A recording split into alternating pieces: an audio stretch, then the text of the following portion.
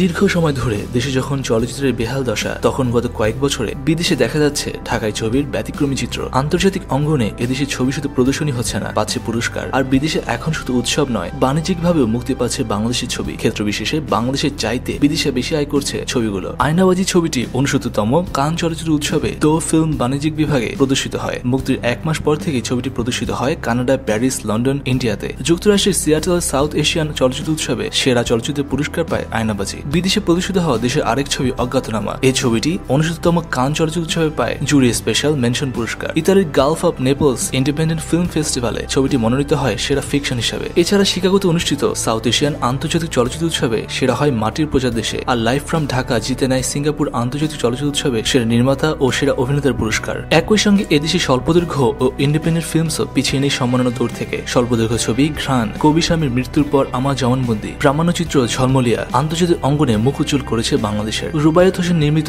Under construction ছবিটি ফ্রান্সের 34তম তুস cos international short film ফেস্টিভ্যালে ইন্টারন্যাশনাল কম্পিটিশন বিভাগে ওয়ার্ল্ড প্রিমিয়ার হয়। দর্শক, ঠিক এভাবে বাংলাদেশের চলচ্চিত্র বিদেশে কুড়াচ্ছে ব্যাপক সম্মান ও পুরস্কার। কিন্তু আমাদের দেশেই হয়তো অনেকেই জানেন না এসব ছবির নাম বা কাহিনী। এই সমস্যা দূরীকরণে কি করা যেতে পারে জানান নিচে কমেন্ট সেকশনে। আর বাংলাদেশি চলচ্চিত্র জগতের কোনো মিথ্যা বা প্রতারণামূলক খবরের জন্য নয়, শুধুমাত্র অথেন্টিক খবর জানার জন্য সাবস্ক্রাইব করুন খবর টিভিকে।